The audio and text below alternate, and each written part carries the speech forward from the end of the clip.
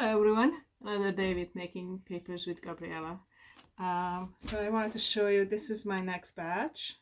It's kind of a bluish brownish color, and I added some silver for some spark. So this has been soaking since this morning, and I'm going to use the wand to mix it.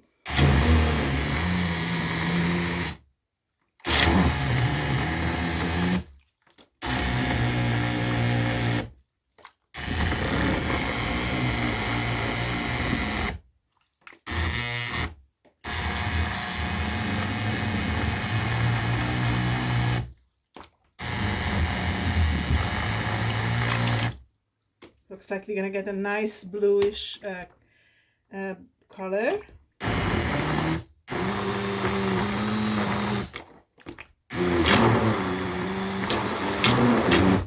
You just never know exactly what you're gonna get. But I like what I'm seeing so far.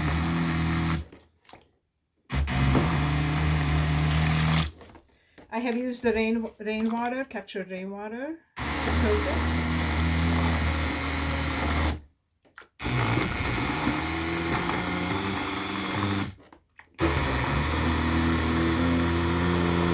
As you can see, we are getting a nice thick pulp.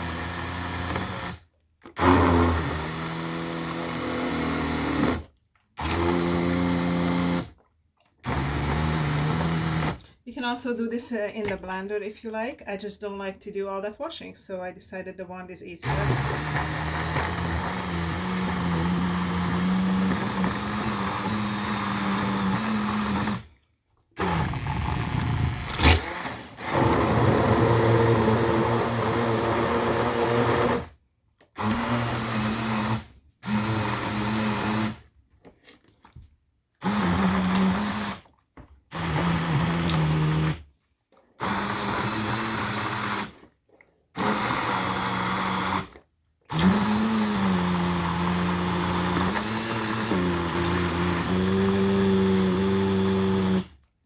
As you can see, we got a really nice thick pulp.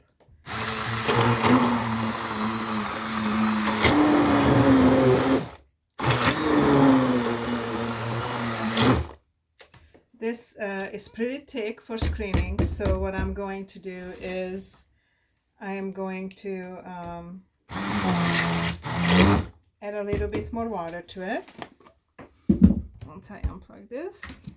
Okay, so this is how we are looking like, and this one has rainwater in it too. So I'm going to add some more water to make it easier. But I'm liking the color that's coming out. I'm gonna take my wrist protector off for this part so I don't get all messy. Move it so you guys can see how the little papers come out. And I like this little screen. This is for sprouting normally, but it works really well for me for this purpose. And this is how the pulp looks like. You can make it thinner, you can make it thicker. I like the color that I'm seeing. And literally you just kind of dip it in. You can use a cloth. Seems to be the easier for me to make sure that this doesn't come up and tear is to use my fingers to get the water out. But you know, whatever works for you. If you feel an area is thinner, you can just add a little bit more pulp to it.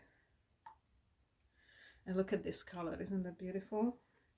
It's beautiful, greenish blue. I really like it. I think this is gonna be the darkest paper that I have made so far. And I really like how the green and the blue took over. Oh,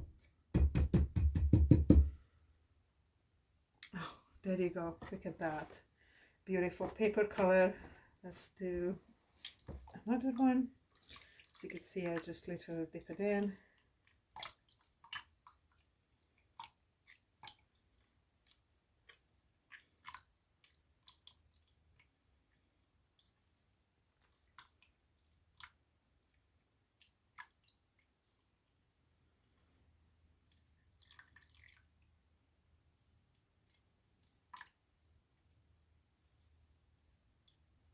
Now in the end, when there's not that much left, many times I just get some kind of container and pour it on the top to make it easier.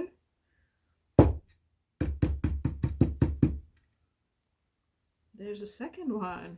Looks beautiful. So now what I'm going to do, what seemed to be working for me, is I get a kitchen towel and put it over the paper and squeeze out some extra. There you go. Squeeze out extra water.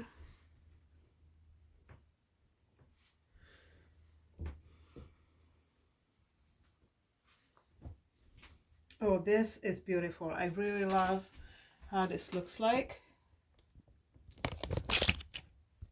I'm going to flip it around and show you guys the color from close up. I think this turned out amazing. And now I'm gonna take you outside and I'm gonna show you guys another batch that's drying right now. I like to dry outside, so there you go. This is a paper I made yesterday. I didn't press this out, I just let it dry naturally. So you can see my fingers, it's still wet, but I wanted kind of a unique texture for this one. And this is another one I made a few days ago that's a really nice pink one. This is also kind of wet because temperature has been kind of moist. But this is how it's gonna look like when it's more dry. As you can see, it turned out really nice and pretty. This one, I'm just drying it a little bit more. This one has some rose gold pieces in it. And this is the same color as you saw the big one. And here are some more of the pink ones that are drying. So I like to dry them